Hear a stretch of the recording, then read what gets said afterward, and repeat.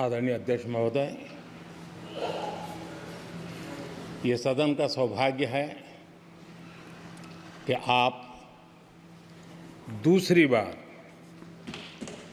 इस आसन पर विराजमान हो रहे हैं।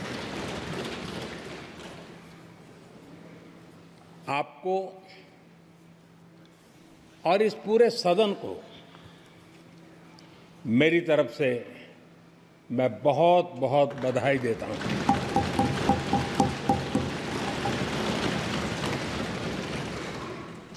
आदरणीय अध्यक्ष जी, मेरी तरफ से आपको शुभकामनाएं हैं, लेकिन इस पूरे सदन की तरफ से भी आपको अनेक अनेक शुभकामनाएं।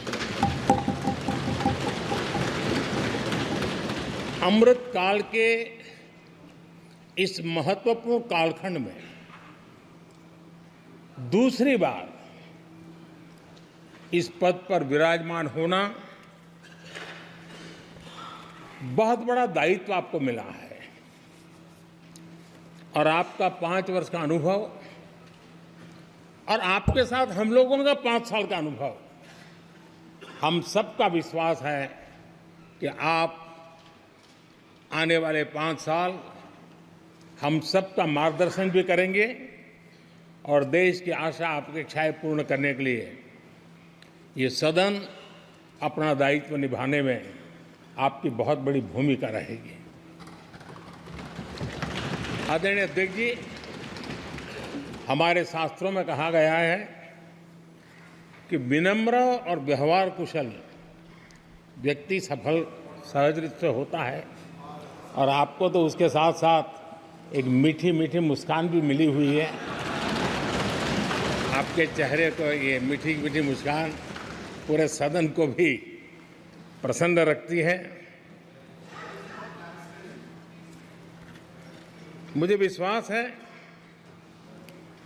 आप हर कदम पर नए प्रतिमान, नए कीर्तिमान गढ़ते आए हैं। 18वीं लोकसभा में स्पीकर का कार्यभार दूसरी बार संभालना ये अपने आप में एक बड़ा नया रिकॉर्ड बनते हम देख रहे हैं। श्री बलराम जाखड़ जी वो पहले ऐसे अध्यक्ष थे जिन्होंने 5 साल कार्यकाल पूरा करके फिर दोबारा उनको स्पीकर बनने का अवसर मिला था।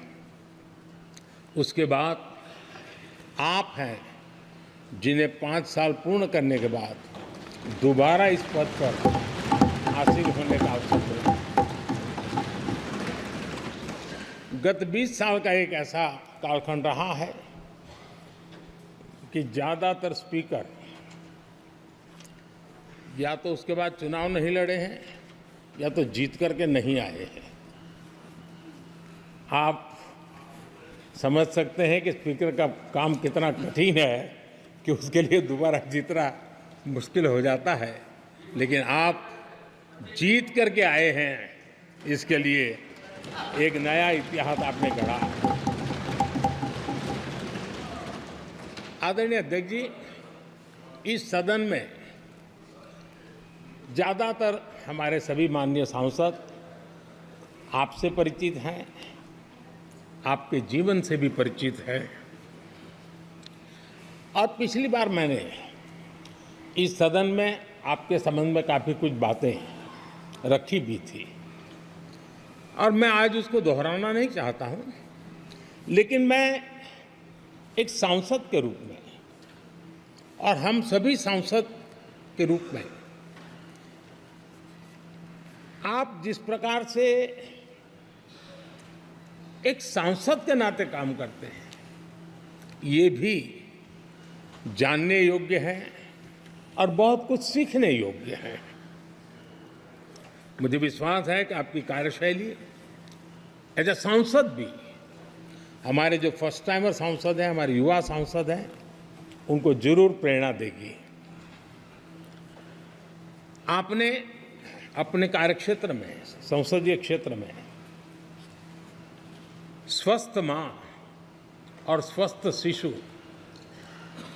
एक कमिटमेंट के साथ जो अभियान चलाया है और सुपोषित माँ, इस अभियान को आपने जिस प्रकार से अपने क्षेत्र में प्राथमिकता देकर के खुद को इन्वॉल्व करके किया है, वो वाकई प्रेरक है।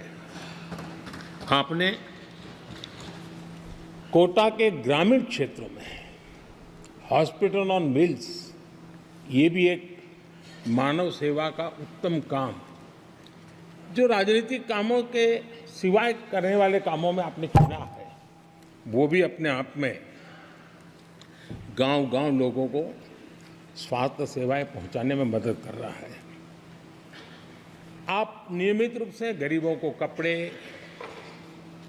कंबल, मौसम के अनुसार छाता की जरूरत है छाता, जूते, ऐसी अनेक सुविधाएं समाज के आखिरी तबके के जो लोग हैं उनको खोज करके पहुंचाते हैं। खेलों में प्रोत्साहन देना आपके क्षेत्र के युवकों में, ये आपने एक प्राथमिकता के रूप से काम उठाया है। आपके पिछले कार्यकाल में 17वीं लोकसभा में मैं कहता हूं कि संसदीय इतिहास का वो स्वर्णिम कालखंड रहा है। आपकी अध्यक्षता में संसद में जो ऐतिहासिक निर्णय हुए, आपकी अध्यक्षता में सदन के माध्यम से जो सुधार हुए हैं,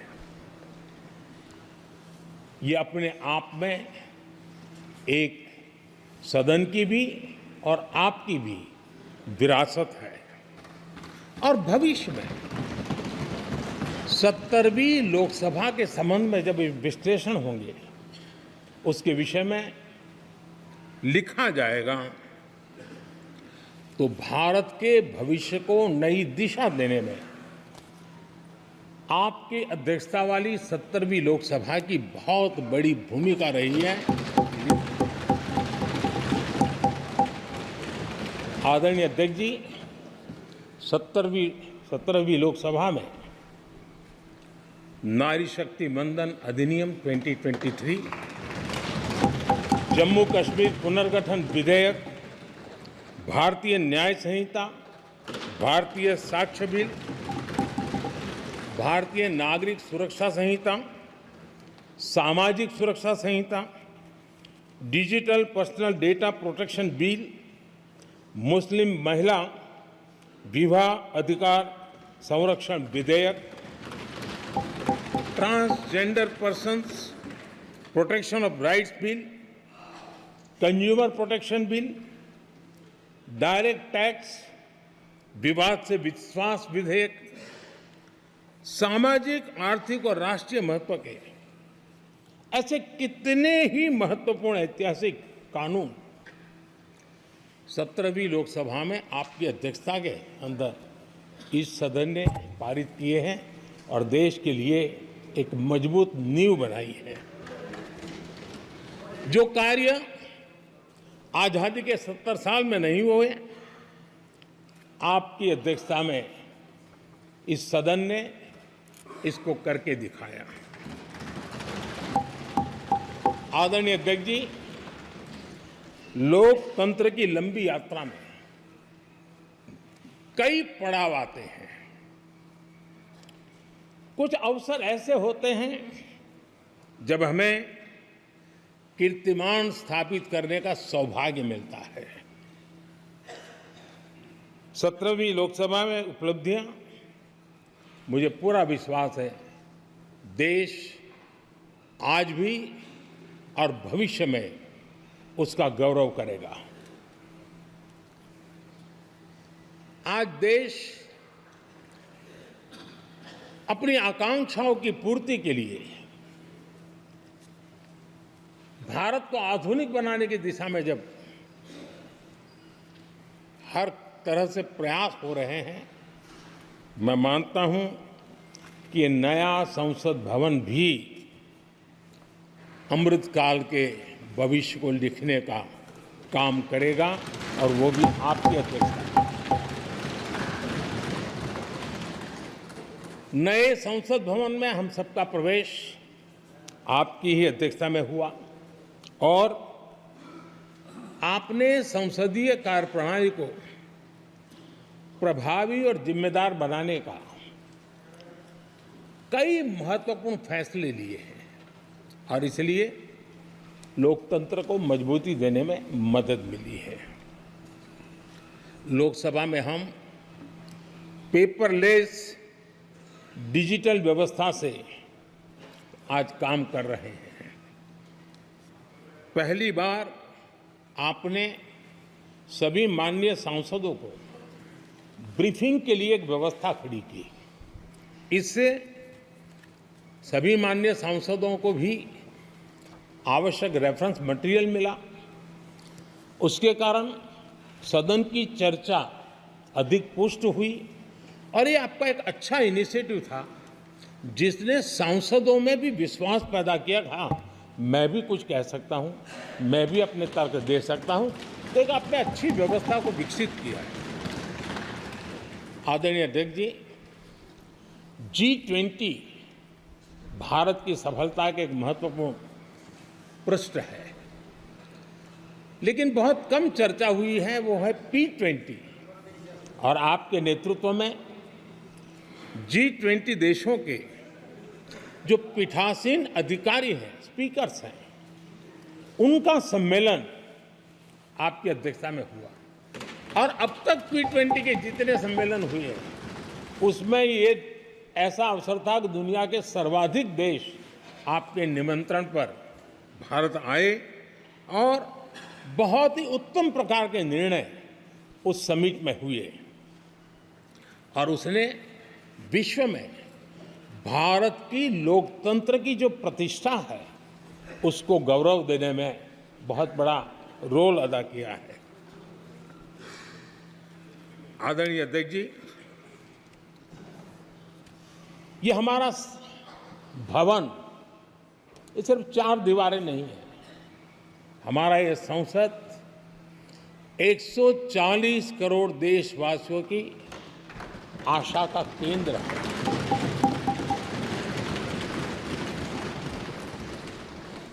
संसद की कार्यवाही, जवाबदेही और आचरण हमारे देशवासियों के मन में लोकतंत्र के प्रति जो उनकी निष्ठा है उसको और अधिक मजबूत बनाता है। आपके मार्गदर्शन में 17वीं लोकसभा उसकी प्रोडक्टिविटी 25 साल के हाईएस्ट लेवल पर 97% रही और इसके लिए सब माननीय सदस्य तो अभिनंदन के अधिकारी हैं, लेकिन आप विशेष अभिनंदन के अधिकारी हैं। कोरोना जैसे मुश्किल कालखंड में आपने हर सांसद से व्यक्तिगत फोन पर बात करके उनका हाल पूछा। कहीं किसी सांसद की बीमारी की खबर आई तो आपने सदन के अध्यक्ष के नाते व्यक्तिगत रूप से उसकी चिंता की और वो सभी दल के सांसदों से जब मुझे सुनने को मिलता था, मुझे बड़ा गर्व होता था कि जैसे आप इस सदन के परिवार के मुखिया के रूप में उस कोरोना कालखंड में भी व्यक्तिगत चिंता करते थे। कोरोना काल में भी आपने सदन का काम रुकने नहीं दिया। सांसदों ने भी आपके हर सुझाव को सर आंखों पे चढ़ाया। किसी को ऊपर बैठने के लिए कहा तो वो वहाँ जाके बैठा, किसी को दूसरे जगह पे जाकर बैठने के लिए कहा तो वो भी बैठा, लेकिन देश के काम को किसी ने रुकने नहीं दिया। लेकिन आपने ये जो फैसले किए उसका परिणाम है कि हम उस कठिन कालखंड में भी कार्य कर पाए। और ये खुशी की बात है कि कोरोना काल में सदन ने 170% प्रोडक्टिविटी, ये अपने आप में दुनिया के लिए एक बहुत बड़ी खबर है। आदरणीय अध्यक्ष जी, हम सब चाहते हैं कि सदन में आचरण, सदन के नियमों का पालन हम सब करें। और आपने बड़े सटीक तरीके से, संतुलित तरीके और कभी कभी कठोरता के साथ भी फैसले लिए हैं। मैं जानता हूं कि ऐसे निर्णय आपको पीड़ा भी देते हैं, लेकिन सदन की गरिमा और व्यक्तिगत पीड़ा के में आपने सदन की गरिमा को पसंद किया और सदन की परंपरा को बनाने का प्रयास किया। ये साहसपूर्ण काम के लिए भी आदरणीय अध्यक्ष जी, आप अभिनंदन के अधिकारी हैं। मुझे विश्वास है आदरणीय अध्यक्ष जी, आप तो सफल होने ही वाले हैं, लेकिन आपकी अध्यक्षता में यह 18वीं लोकसभा भी बहुत सफलतापूर्वक देश के नागरिकों के सपनों को पूर्ण करेगी। मैं फिर एक बार आपको इस महत्वपूर्ण दायित्व के लिए और देश को विकास की नई ऊंचाइयों पर ले जाने वाले इस सदन की अध्यक्षता के लिए हृदय से बहुत बहुत शुभकामनाएं देता हूं, बहुत बहुत बधाई देता हूं।